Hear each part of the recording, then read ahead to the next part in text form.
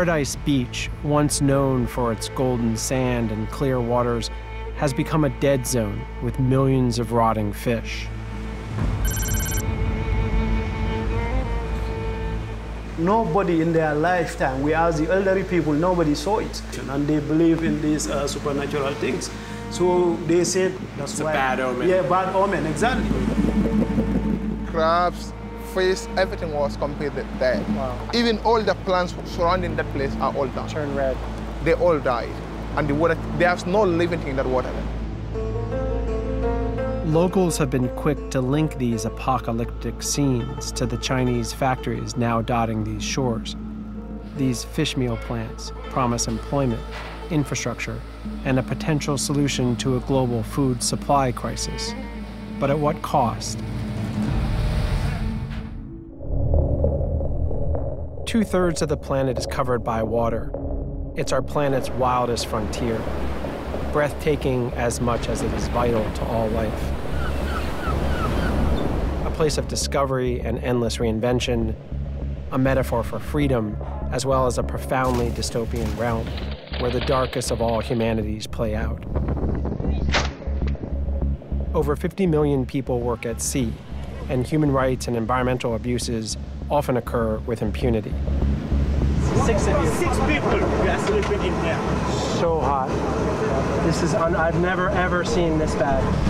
My name is Ian Urbina. As a journalist, I've spent the past decade reporting from this lawless frontier. I run an investigative journalism organization called the Outlaw Ocean Project that reports about crimes happening in this space.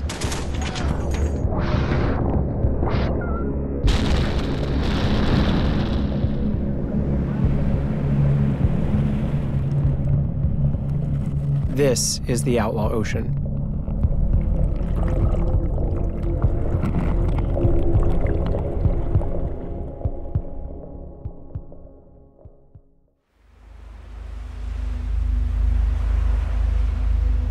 The 5,500-kilometer coastline of West Africa is home to some of the most diverse waters in the world. It's also economically vital to the region. More than 7 million people from Mauritania to Liberia rely on fishing for their livelihoods. For centuries, artisanal fishermen worked in tandem with nature's rhythms. Abundant fish maintained healthy local fisheries. Then, industrial fishing by foreigners began.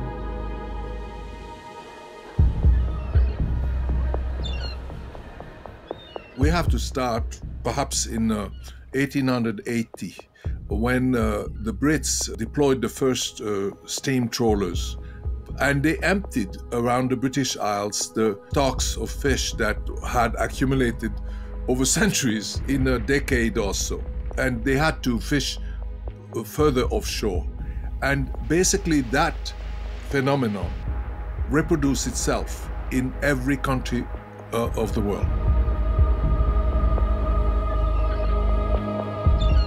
The biomass, the amount of fish in the water, has declined. We have wiped out 90% of the big fish. And that is very hard for people to conceive.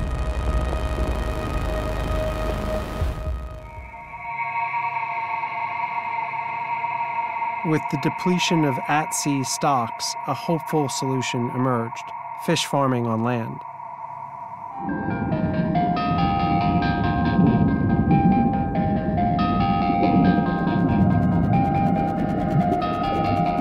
Aquaculture is often framed as both sustainable and a scalable way to feed the world, but there is a catch. Industry routinely chooses to feed powdered wild fish to their farmed fish in order to fatten them up and sell them faster. Fish meal is a very inefficient food source that actually worsens depletion of ocean fish stocks rather than slowing it. Fish meal is a product that you get out of fish little fish, they are ground up. They are not treated like fish for human consumption, and they are put in grinding machine, and they are then dried in a reduction plant, and then you get powder.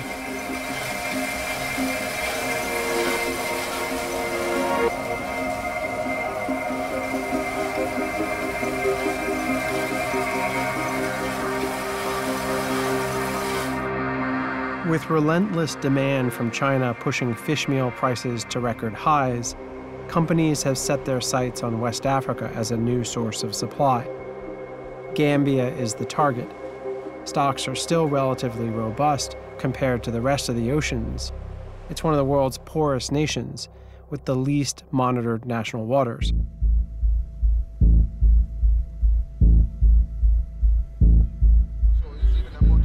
My team and I joined local journalist Mustafa Mane, who has spent years investigating the impact of 14 fish meal factories that have popped up in Gambia and neighboring countries. Where are we right now? We're at Gunjur, just close to the Goliath factory. Do you think it's safe for me to try and sneak some shots with this phone? It's risky. It's really risky because you can be attacked, you can be assaulted. They are very aggressive because they don't compromise. Okay. Should we put the cameras away or? The cameras will be put away. Fabio, put the camera down.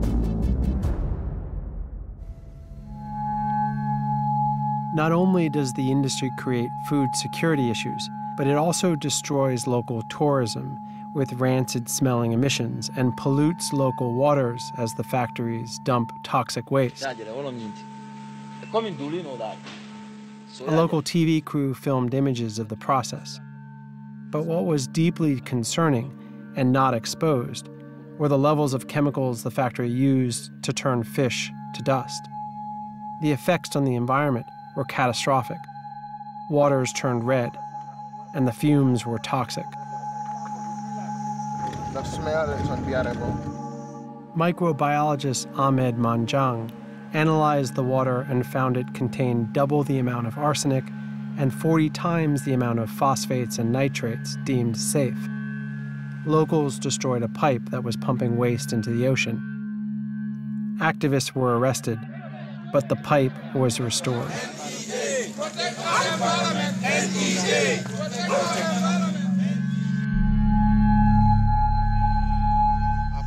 Why do you think they can get away with operating above the law? Because Gambia is in serious political debt with China. Okay.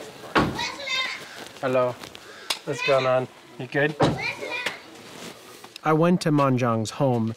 He's the microbiologist who had tested the toxic waters. He's also now a leader in the opposition to the factories. The local fishermen, they lost control of their beach. These fish meal are taking the protein away from our dinner tables. So what's that going to happen? We're going to have a malnourished nation. Anyway, we are taking the natural one, giving it to the Chinese. They convert it into powder, send it to China, feed the fish, ship, and bring it to Gambia. And resell it to you at an expensive price. The bunga fish we see now will disappear, and that will be a disaster for this community.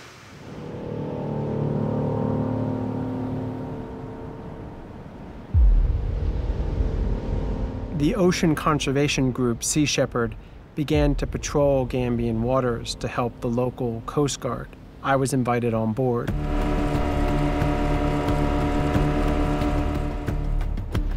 The first time out, we saw a vessel, didn't know who it was, ran at it, got there, and suddenly it's the vessel that we were most interested in because it's connected to this really sketchy fish meal plant on land. Can you repeat, please? I repeat. But we need to keep a hold of the ship, because I cannot. Possible. Everything possible. Come here and sing possible. This is a vessel that had its transponder off, so it was already a dark vessel. But even worse, it had no fish log.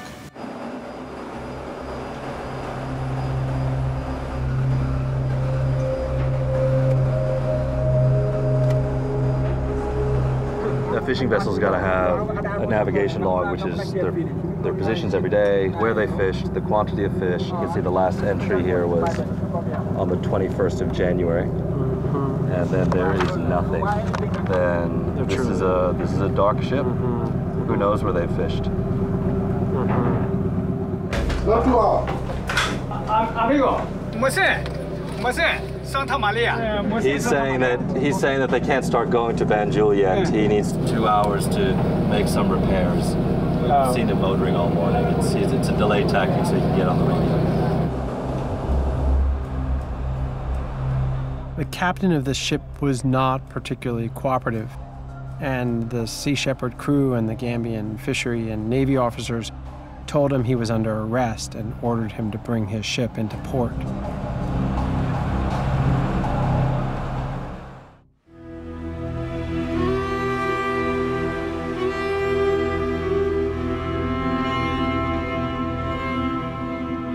And then the second vessel was 10 times worse.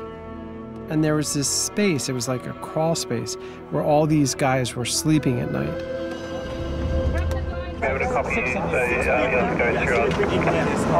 So hot. Fabio, this is, I've never ever seen this bad. Sometimes we close here, but the water still is coming in. Few things rattle me these days, but for some reason, that space really rattled me.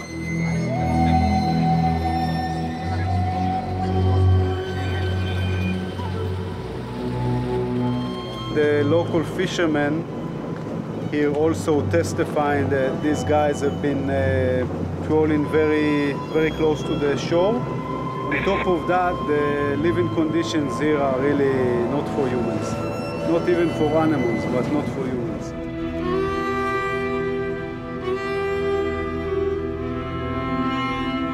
We saw how rules were broken with impunity to meet government-imposed quotas, but also how these trawlers fished well beyond demand of the fishmeal factories, leading to massive discarding of dead fish back into the ocean. The overcatch is left to rot in the waters or on the beaches, like in Gambia. We harvest fish the same way that is similar to using bulldozers to catch rabbits. And if you use bulldozers to catch rabbit, you will have no forest. Our use of aquaculture is ironically accelerating the very problem we set out to solve. Rather than slowing the depletion of fish stocks, aquaculture is speeding it up because of fishmeal. And ultimately, it is the poor and our oceans that continue to pay the price for our ferocious appetite. I will run and come back, but I will never stay away, because I believe one thing, that is, if Gambia is destroyed, it's destroyed for us. And if Gambia is made for us. And I always ask myself one question, that is, what is going to be my answer if my children or my grandchildren happen to ask me, what were you doing when all this environmental distress was happening? I always want to have the answer. And that's the main reason, that's why I keep speaking to people. I keep doing what I should do. I keep raising the awareness level of people, because awareness raising is key.